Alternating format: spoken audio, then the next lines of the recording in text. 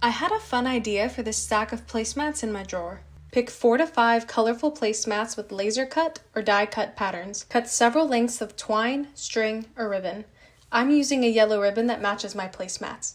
You want each placemat to hang at a slightly different height. This gives your window that playful, staggered look.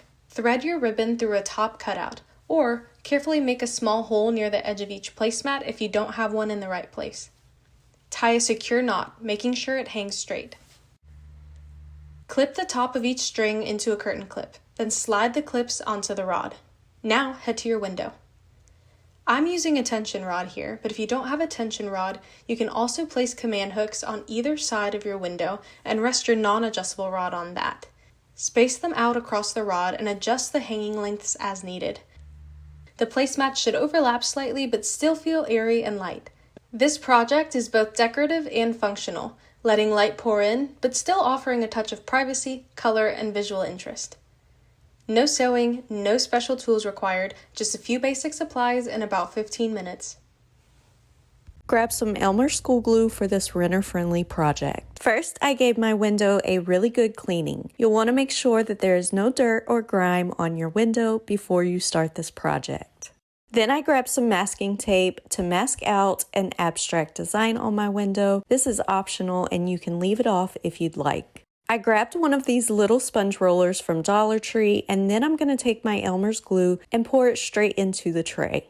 I rolled my sponge roller into the tray of glue and I'm squeezing out a lot of the excess. You don't want your roller to be oversaturated. Then I just rolled my glue onto the window in a nice, thin, even layer. For a nice, even, and smooth finish, you'll want to roll your window in one direction. Once I was finished rolling the window, I removed that masking tape before the Elmer's glue could dry. Let the Elmer's glue completely dry, and then you have a wonderful privacy window that is also renter-friendly and can be easily removed. Check out what I found at the dollar store that's going to completely upgrade my builder-grade blinds without replacing them. To get the burlap ready to use, once it's out of the package, all I want to do is get rid of the wrinkles, so I'm just going to iron it on some low heat before I move on. Now that the burlap is nice and smooth, I want to finish the edges. I don't have to worry about the two long edges as they're already finished. I just need to do the side edges. To do that, I'm going to use my low temp glue gun and just put a thin bead of glue along the edge and then fold the burlap over. I only need to fold it over about an inch or two, just enough to catch all the loose edges. Now that that's done, I want to make a pocket for the curtain rod to go through, and I'm going to use my glue gun again. I'm going to fold over the top edge about 2 or 2.5 inches and then glue it down. This is going to create a nice gap that I can slide the rod through. I'm going to do this to the entire length of the burlap until I get to the other end. With all of the edges finished, it's time to put the burlap onto the rod. I'm going to remove the end of the rod to make it easier and then just slip the rod right through that gap that I created at the top of the burlap. I've made sure to put the seams at the back so you can't see them. With the burlap all on, I'll put the end of the curtain rod back on. To finish the look of my faux blinds, I'm going to measure out 2 pieces of twine. I want the twine to be double the width of the burlap, and then I'm going to add on a little bit extra because I'm going to need that for tying later. All that's left to do now for my faux blinds is to scrunch them up and tie the twine. This is going to create a beautiful look that I love. I'll do the same to the other piece of twine, and then I'm done. How pretty are these faux burlap blinds? They make my builder grade blinds look so much better, and they only cost $5.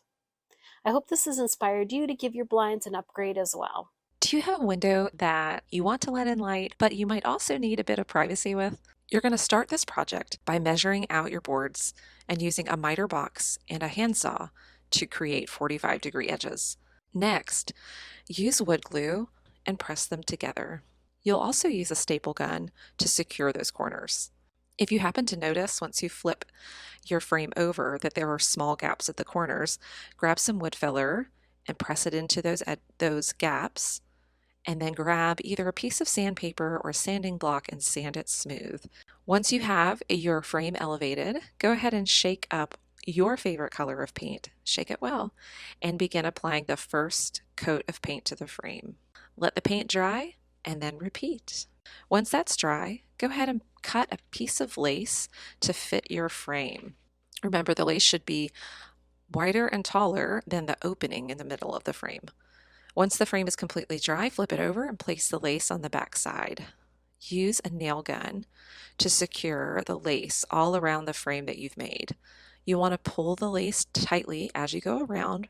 Now you're ready to use this beautiful frame that you've made to let in natural light, but to also give yourself a bit of privacy.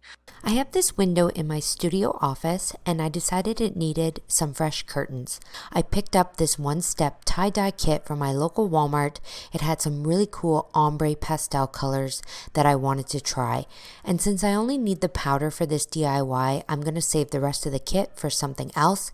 So I rigged up this setup here with just 2 ladders and a piece of wood, and then I laid my polyester curtain over top. Then I began to place some ice blocks on top of the wood and the curtain, just along running down. I bought a bag of ice, so some of the chunks are bigger than others, but it really doesn't matter. So I just wanted to make sure there were no gaps and there was ice fully covering the whole piece of wood on top of the curtain. Then I began to dump out my powdered dye over top of the ice.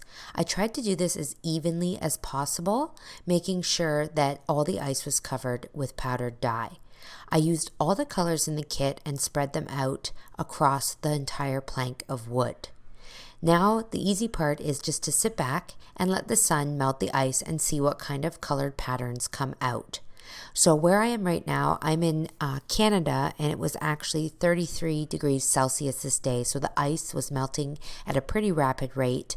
But upon standing back and watching it, I saw that I did have some large spots of dye just kind of clumping and sitting in one area. So I did add a bit more ice around, and I did actually also pour some water over the ice to kind of allow those clumpy parts to drip down so that I wouldn't get big blocks of color.